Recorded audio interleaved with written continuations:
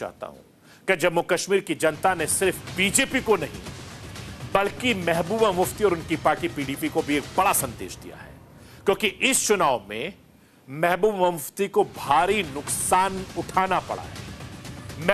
महबूबा मुफ्ती सिर्फ 3 सीटें 8.87% वोट मिले थे।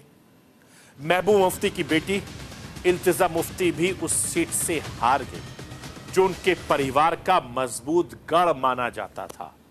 37 साल की इल्तिजा साउथ कश्मीर में पीडीपी का एक बड़ा चेहरा, और इस बार महबूबा मुफ्ती ने विधानसभा चुनाव नहीं लड़ा था।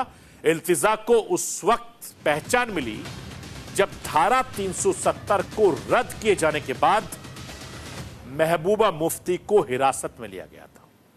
साल 1996 में महबूबा मुफ्ती ने भी बिजबेहरा से अपनी ही चुनावी शुरुआत की थी, जिसे मुफ्ती परिवार का गढ़ माना जाता है, और इस सीट से उनकी बेटी को हार का सामना करना पड़ा, वो भी करीब 10,000 वोटों के फर्क से हारे। ऐसे में कश्मीर की आवाम ने वोटों के जरिए महबूबा मुफ्ती के लिए एक बड़ा पैगाम, बड़ा संदेश दिया है। वो संदेश क्या है, मैं राष्ट्र की आवाज के जरिए आपको वो भी दिखाना चाहता हूं।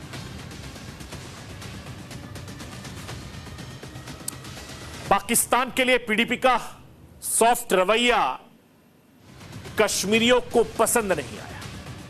अलगाववाद का समर्थन करने का फायदा महबूबा मुफ्ती को नहीं मिला है। राष्ट्रीय पार्टियों से गठबंधन नहीं करने का बड़ा नुकसान पीडीपी और मुफ्ती परिवार के लिए राजनीतिक मुश्किल खड़ी है, क्योंकि इल्तिजा भी चुनाव हार गई। मुफ्ती परिवार की अगली पीढ़ी को जनता ने भी सिरे से नकार दिया है। आप सोचिए, महबूबा मुफ्ती जिसका साउथ कश्मीर गढ़ है, वहां से वो जीत नहीं पाए हैं, और पीडीपी को इनका नतीजा भी सोचना होगा। उनके पास 5 साल का लंबा वक्त है, नए सिरे से मेहनत करनी पड़ेगी, क्योंकि पीडीपी के बहुत सारे नेता छोड़कर एनसी में शामिल हो गए। लोकसभा में, जम्मू कश्मीर में विधानसभा चुनाव अब 5 साल के बाद है। अब बात जम्मू कश्मीर के नतीजों में छुपे एक और बड़े संदेश की। जम्मू कश्मीर की जनता ने इन चुनाव में अलगाववादियों को भी पूरी तरीके से नकार दिया है। अलगाववाद के कट्टर समर्थकों की पूरी तरीके से हार हुई है, और जम्मू कश्मीर के मुद्दों से पड़ोसी मुल्क पाकिस्तान भी परेशान है। उनको भी झटका लगा है, क्योंकि कश्मीर से लगातार पाकिस्तान की बात होती थी, और महबूबा मुफ्ती एक पाकिस्तान को लेकर सॉफ्ट कॉर्नर थी। मैं आपको यह बताना चाहता हूं कि इंजीनियर रशीद की पार्टी अवामी इत्तेहाद पार्टी का सिर्फ एक उम्मीदवार जीता है। लंगेट सीट से इंजीनियर रशीद के भाई को जीत मिली है। इसके अलावा प्रतिबंधित संगठन जमात इस्लामी के समर्थन से खड़ा हुआ एक भी उम्मीदवार जम्मू कश्मीर में चुनाव नहीं जीता है। आजादी चाचा के नाम से मशहूर कट्टर अलगाववादी सर्जन बरकाती को भी दोनों सीटों से हार का सामना करना पड़ा। ये नहीं, अफजल गुरु के भाई एजाज अहमद गुरु को भी बुरी तरीके से वहां की आवाम ने नकार दिया है। एजाज अहमद ने सोपोर विधानसभा सीट से चुनाव लड़ा था, और एजाज अहमद को सिर्फ और सिर्फ 129 वोट मिले, जो कि नोटा से भी वोटों से कम है।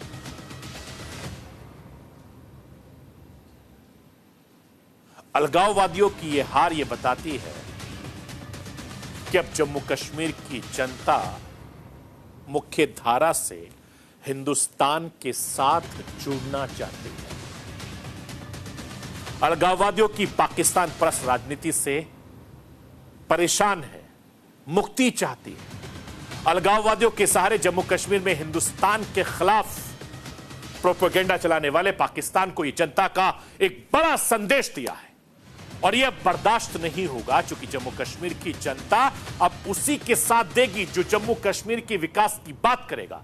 सीमा पार की भाषा बोलने के लिए अब कश्मीर में बिल्कुल जगह नहीं है, क्योंकि नए मुख्यमंत्री उमर अब्दुल्ला भी सोच समझकर कदम रखेंगे, क्योंकि कश्मीरियों की बात करेंगे, कश्मीर को आगे ले जाने पर काम करेंगे, और ऐसे में उनके लिए सरकार चलाना एक बहुत बड़ी चुनौती होगी, कश्मीरियों के लिए काम करना एक बहुत बड़ी चुनौती होगी। और ये आने वाले वक्त में, चूंकि उमर अब्दुल्ला राजनीति के माहिर खिलाड़ी हैं, पूर्व मुख्यमंत्री रह चुके हैं और कश्मीरियों की नब्ज को जानते हैं, इसीलिए वो भी ये सोचेंगे, ये कोशिश करेंगे कि किस तरीके से आने वाले वक्त में जम्मू कश्मीर की आवाम को ज्यादा से ज्यादा फायदा दिला सके।